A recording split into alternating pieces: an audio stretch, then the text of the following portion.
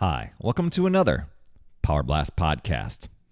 So, are you waiting for your tipping point or even the point of no return? Or are you brave enough to see it through to get your results? Let's talk about it. Stay tuned.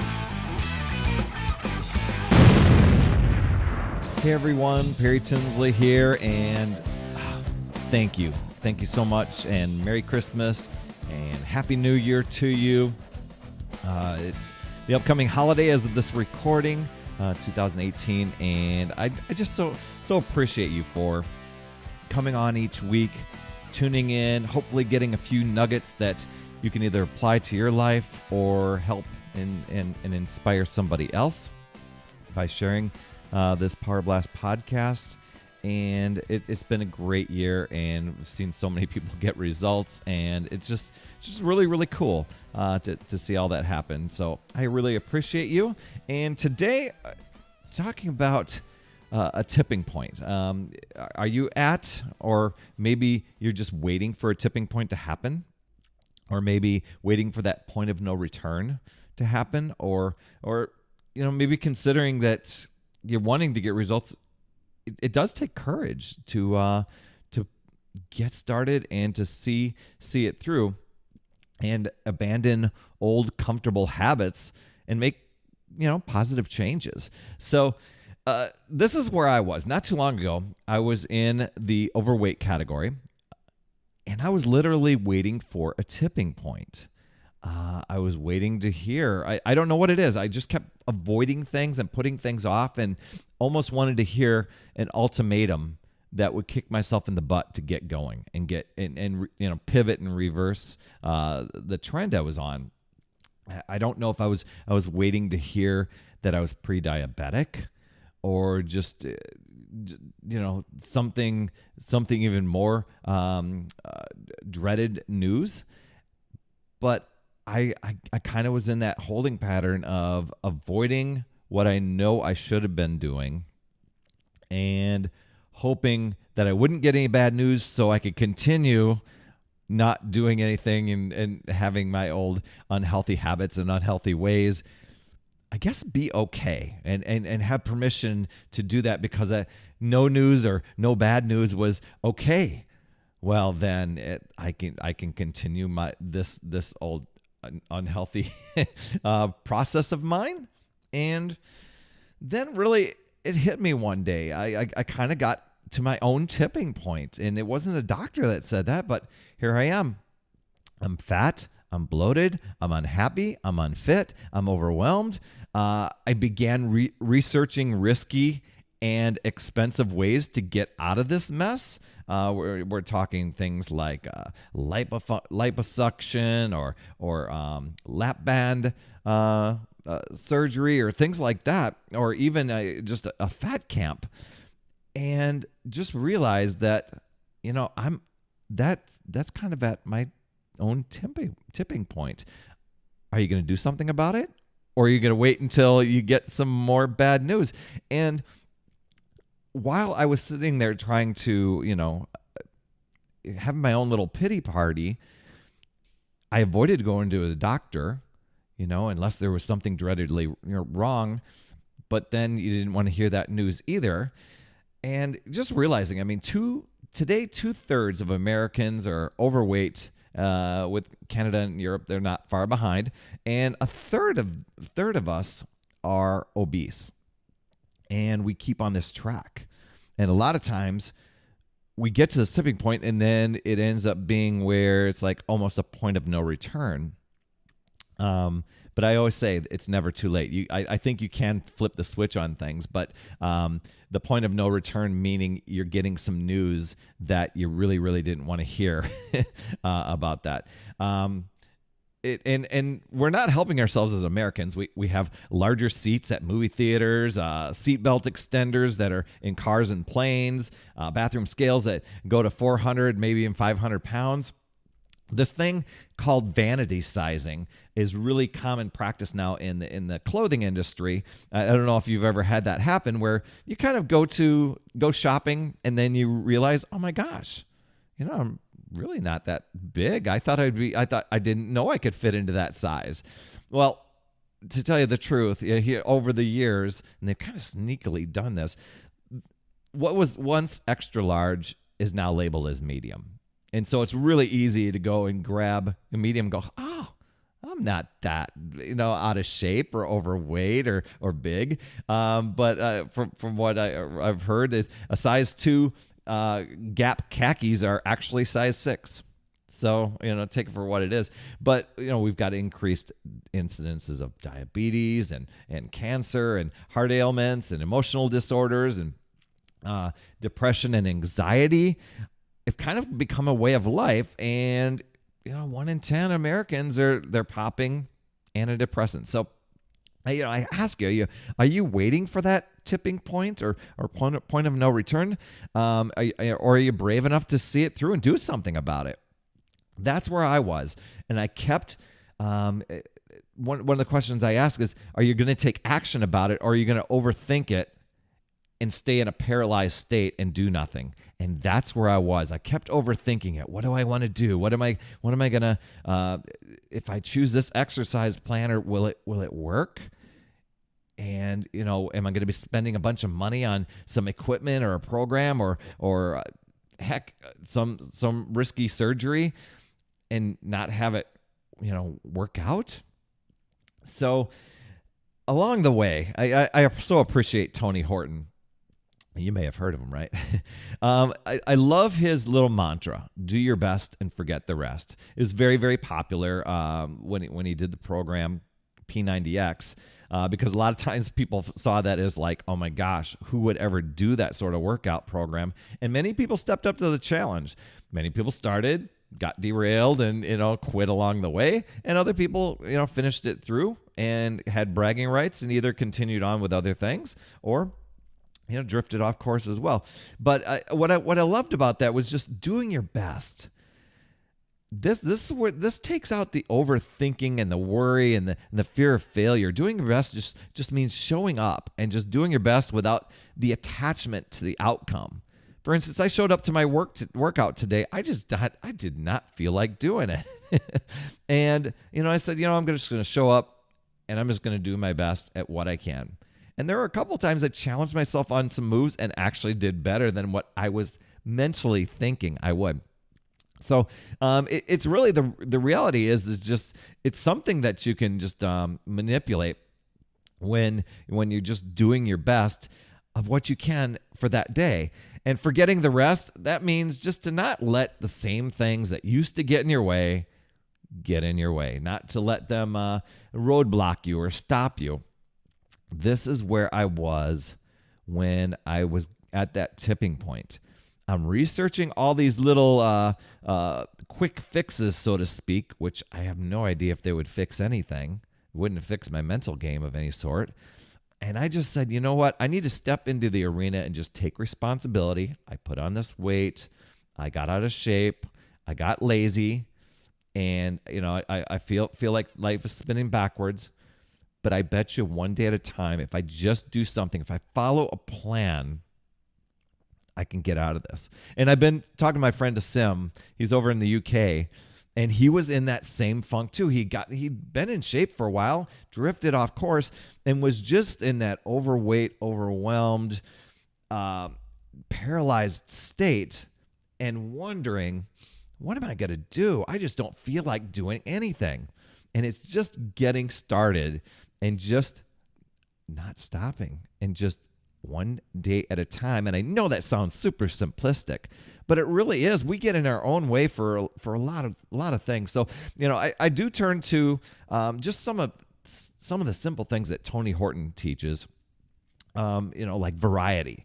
He calls it the spice of life when it comes to fitness, because a lot of times people will get bored with whatever it is they're wanting to do. And it's like, I don't feel like doing cardio, or HIIT cardio sounds too hard, and lifting weights. And people will see pictures of what I'm doing on social media and go, I can't do that. And I'm like, I know. I couldn't do it before either.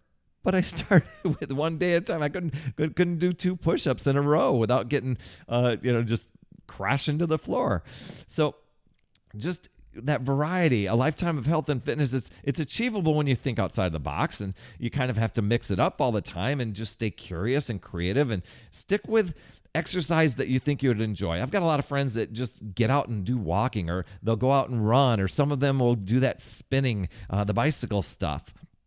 Swimming. There's a lot of creative things that you can do. Sports, getting on a volleyball team, getting on, and a lot of times people, what is it called? Pickleball? I forget what it is. I haven't even played it myself. Skiing, stuff like that. But as you get stronger and you start using those muscles, you're going to avoid boredom and injuries and plateaus and all that stuff. That's the variety part. The next part, and I think this is kind of a butt kicker for some people, it's the consistency part. A lot of times people want to they mentally get in their own way. They like to say, well, I don't really have time or anything like that. But I'm going to tell you what, we've got a program coming out just in a couple weeks. It's 20 minutes. So really, you do have the time, and we have an option that's even 10 minutes. It's a Tony Horton workout program. My friend lost 50 pounds with that program in just like 3 or 4 months. 10 minutes. Come on, really. But consistency, that was the thing that worked for her. It's improvements that, that just change. It's a compound effect. And this starting and stopping, that just kills all the momentum. I have so many people, so many friends.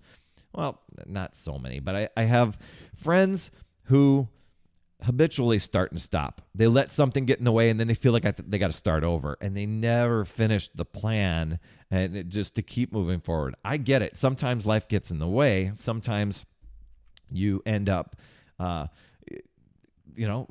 weekend or busy life happens or whatever. But really, if you even show up for 10, 20 minutes, you can do that, and just moderate. Some exercise you can just kind of alter it a little bit, but when you do that on a consistent basis, you're going to find that the results start to kick in, that you start to feel better, your mood starts to change, your lifestyle starts to change, you start eating a little bit better, you start feeling a little bit happier. People kind of notice, and they shift their attitude around you. There's a lot of these little things that I could tell you all the benefits of it, but until you actually feel it for yourself, you don't realize, because it seems kind of abstract at the time. But trust me, it's trusting the process, that one day at a time, but you got to be consistent at it. Sure, take a recovery day once or twice a week, but follow some sort of plan. Right now, I'm doing a 4-day-a-week program, but there are built-in recovery days where I do like some stretching, whatever. Those are intentionally put in there. It doesn't mean I'm totally off my workout program, not doing anything. I'm giving my muscles time to recover. The next thing is intensity, because we are tougher than we think we are. We've always got this fear of pain or injury or, from working out. And, that mindset really is a failure mindset. And what you really have to do, and this is recommended from Tony, is to find that line. Do an extra rep or two. Increase your range of motion. Increase the resistance, and you get stronger. Doesn't mean you have to go be an all-out warrior and push everything like you did in your heyday and then be sore and injured for weeks and weeks and weeks.